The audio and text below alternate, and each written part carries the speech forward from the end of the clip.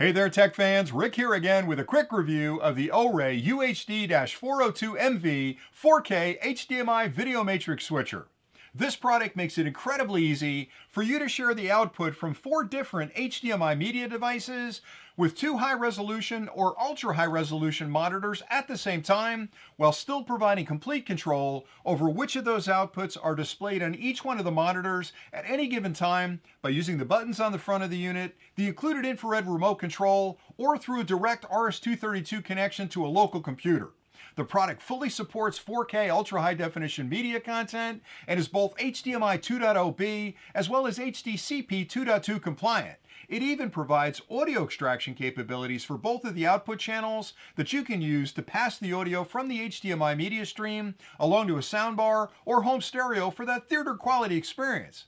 Now, as part of this overview, I'd like to start with a really quick unboxing just to show you everything that's included with the kit. And that way you'll understand exactly what you get if you decide this product's right for you. And then I'll take a closer look at the video matrix switcher, I'll explain the connections and indicators, and that way you'll understand how to use it with your own equipment. And I'll point out a few things that really make this product special that you can use to compare it to other video matrix switchers you may be considering. So let's get started with the unboxing. When you first pop open the box, you'll find the video matrix switcher. You'll also find a single DC 12-volt 2.5 amp power supply. You can simply plug this into any standard wall outlet. The other end of the cable has a barrel connection on it with a locking collar that plugs into the back of the unit and provides all the power you'll need for operation. You'll find a bracketing kit you can use to mount the unit up off the ground and out of the way. You'll find an infrared extension kit that allows you to locate this inside of a wiring closet or inside of a cabinet. Plug this into the back of the unit, locate the receiver outside of the cabinet, and that allows you to use the infrared remote control. You'll find a little connection block for RS-232 on the back, which just makes wiring a little bit easier, and you'll find a full function infrared remote control. Also included is a warranty card and a full instruction manual that explains connection diagrams, specifications, and other really important information you'll need to understand about the product in order to use it correctly. Now, if you stay tuned next, I'll take a closer look at the unit, and then I'll come back and point out a few things that I really like about this product, again, that you can use to compare it to others you may be considering. The Orei UHD-402MV features a full metal enclosure, which makes it incredibly durable and helps to minimize outside interference from causing any issues with the sensitive electronics inside.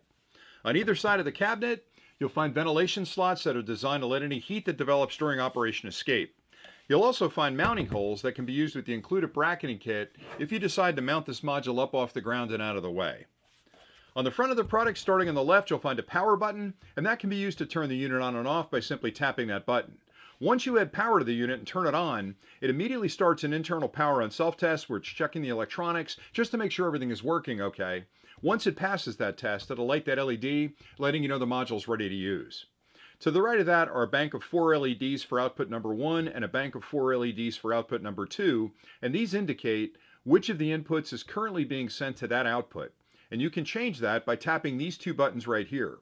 To the right of this are 3 buttons for output number 1 and 3 buttons for output number 2. And like I just mentioned, if you want to change the input that's being displayed on this particular monitor, you can tap that button.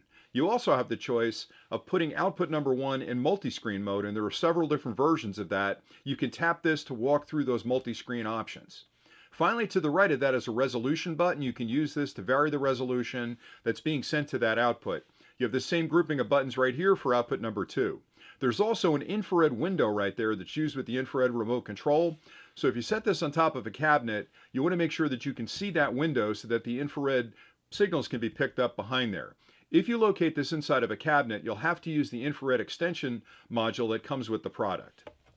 On the rear of the units where you'll make all your connections, starting on the left, you'll find a bank of connections for output number 1 and a bank of connections for output number 2. These connections provide audio output, analog left and right, or optical SPDIF. The HDMI connection is to your monitor. Same thing for output number 2, analog, optical output, and monitor connection. To the right of that are 4 more full-sized HDMI ports. These connect to the media devices you'd like to share between these 2 outputs. To the right of that is an RS-232 connection port. You can actually make decisions on which of the inputs is sent to which of the outputs using the buttons on the front, the remote control, or directly through an RS-232 connection to your computer, and you'll make that connection here.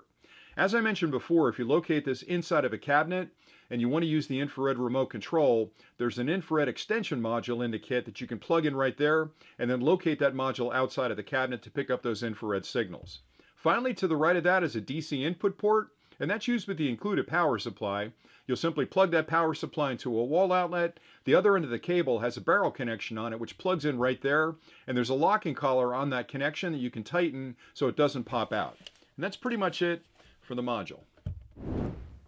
Now I'll show you the connections you'll need to make to use this product with your own equipment. And for this demonstration, over here I've set up two small media players. One of them is displaying an image of a game console, and the other one is looping a video. I also have a Roku streaming media player and my laptop set up, and these are the four media devices I'd like to display across my two output monitors. Over here I've set up two high-resolution displays, and these are the output devices where I'd like to enjoy the content from these four input devices. In front of me, I have the UHD-402MV 4 input 2 output HDMI switcher matrix. This product provides complete control over which of the inputs is sent to each one of the monitors individually, using the buttons on the front of the unit to make your selection, or by using the included infrared remote control from the comfort of your couch.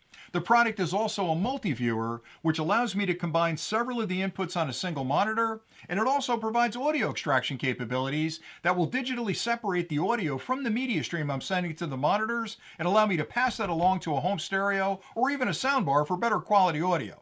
Now, the first set of connections I'll make are from the media devices to the matrix switcher, and I've already connected 4 high-quality HDMI cables to all the devices, and I'll plug those into input number 1 through 4 on the back of the unit. Now, once I've made these connections, we're ready to connect up our output devices. And I've got 2 high-quality cables connected to these monitors as well. And I'll plug those into output number 1 and output number 2. Now that we have all of our input and output devices connected, we're ready for power. I've already plugged in the power supply. The other end of that cable has a barrel connection on it, which plugs directly into the DC input port in the back of the unit. And it has a locking collar on it, so once you plug it in, make sure you finger tighten that collar.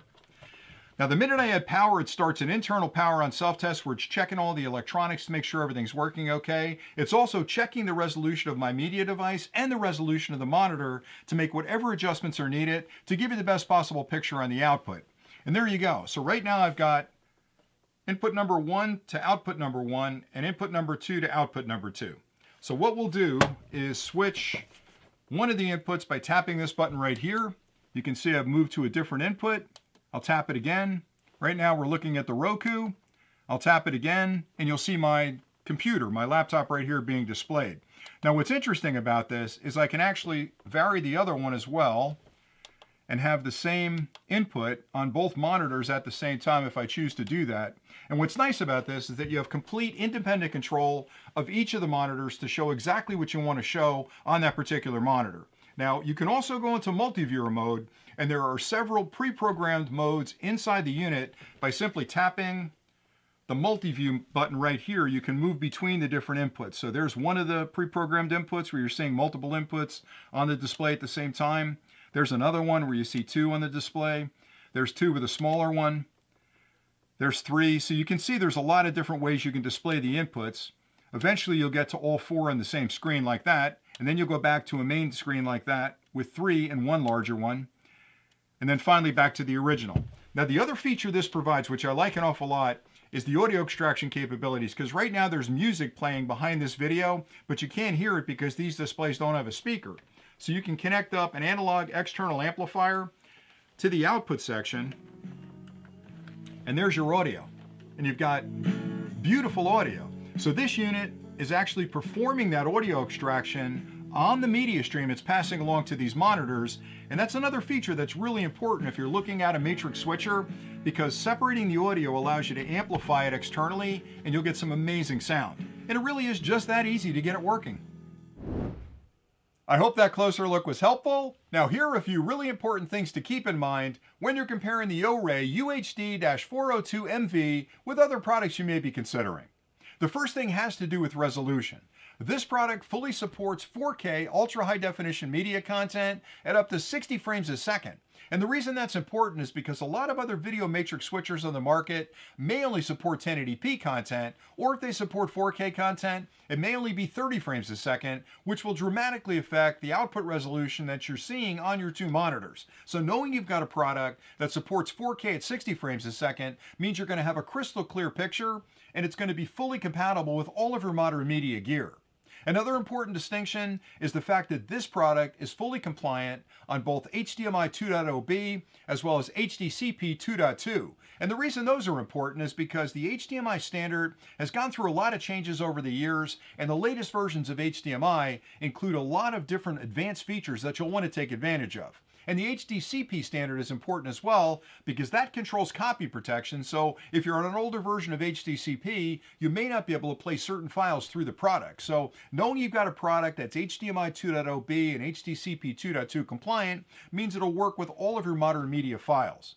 Another important difference is the fact that this unit has multiple ways you can make your selection. You can use the buttons on the front if you're close enough to it. You can use the infrared remote control from across the room, or you can make a direct connection over RS-232 to control it from your computer. So it gives you a lot of ways to make the selection of which of the outputs are displayed on those two monitors.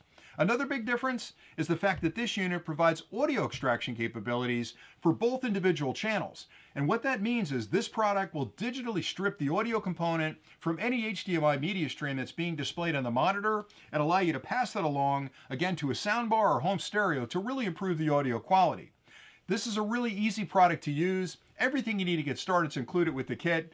And with a few simple connections, you can have this up and running in no time. So hopefully you found this review helpful. I've used this product quite a lot. I like it, and I think you're going to like it as well. So thanks an awful lot for watching. And until next time, as always, stay nerdy.